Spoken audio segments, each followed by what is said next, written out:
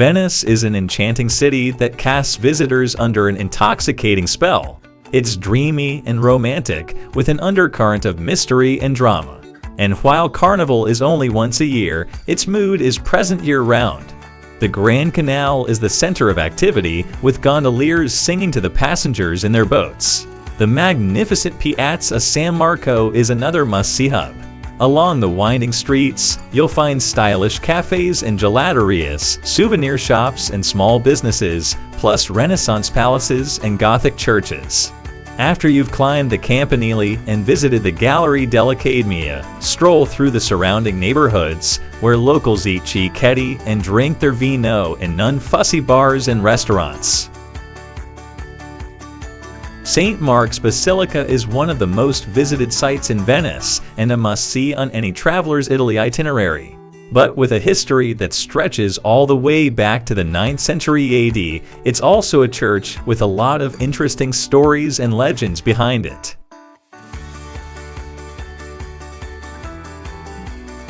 The 323-foot 98.6-meter Campanile of St. Mark's dates back to the 9th century, but it had to be rebuilt in 1903. The reason? It collapsed. It had been reworked in the 16th century, and apparently not that well. It collapsed on July 14, 1902. To be fair, it had survived several earthquakes before that. Although it buried the basilica's balcony in rubble, fortunately, the church itself was saved. But the incident was embarrassing enough. From 1903 to 1912, the bell tower was rebuilt exactly as it had been, except with better, safer techniques. In Venice, it's impossible to build huge structures.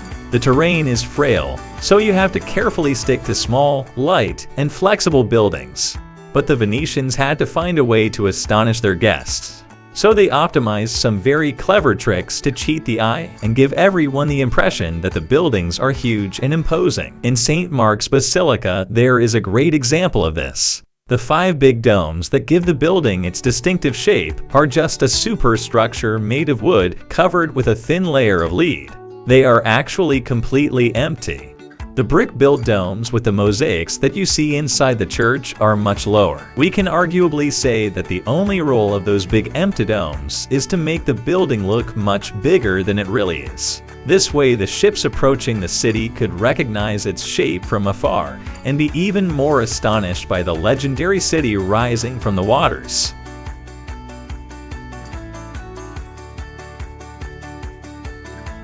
Canals, gondolas, and the Rialto Bridge.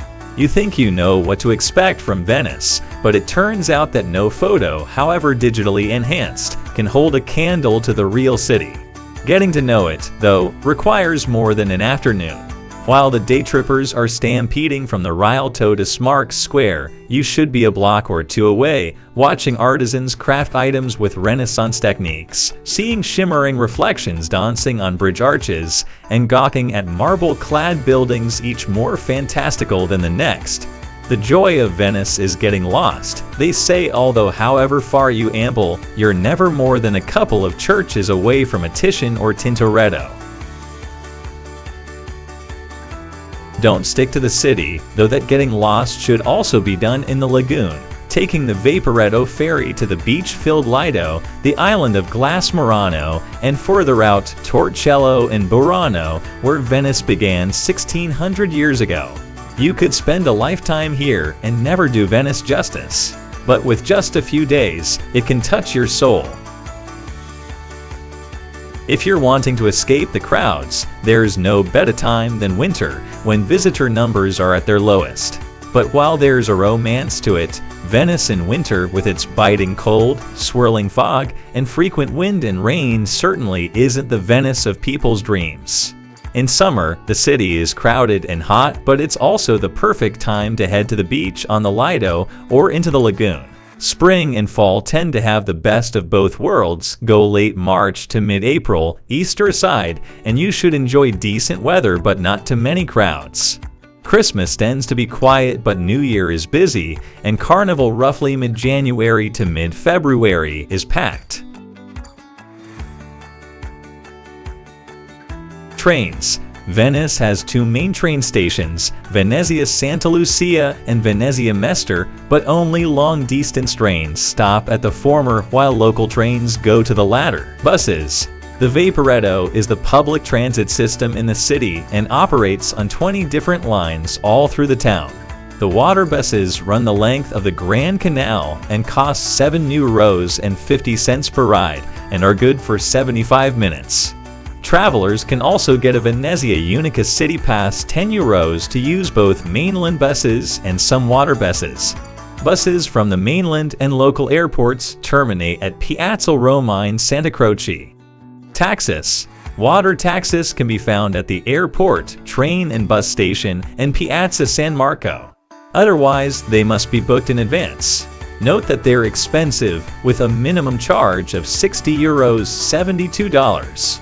Ground taxis. A car can take you from the airport to Piazza Roma for considerably less. Car service. Hotels can arrange transfers, usually with water taxis. Gondola. While more of a scenic mode of transportation rather than a pragmatic one, gondola rides are synonymous with Venice and shouldn't be missed. Daytime rates are usually around €80, $95, or €100, $120 at night, excluding tips.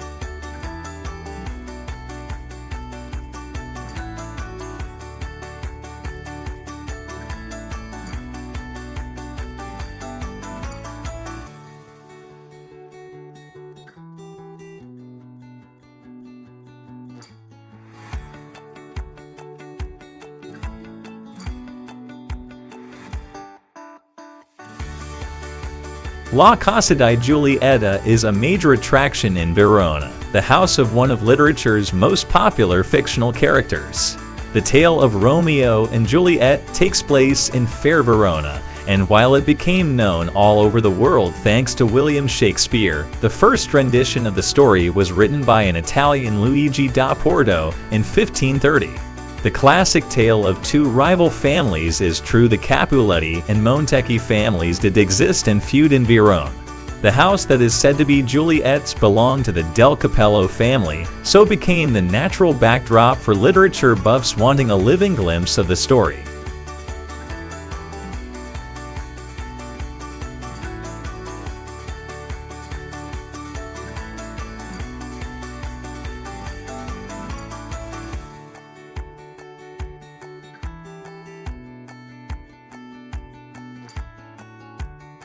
The Italian city of Verona is situated in the region of Veneto.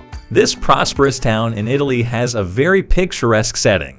Located on the banks of the Adige River, Verona is 1 hour by train from Venice.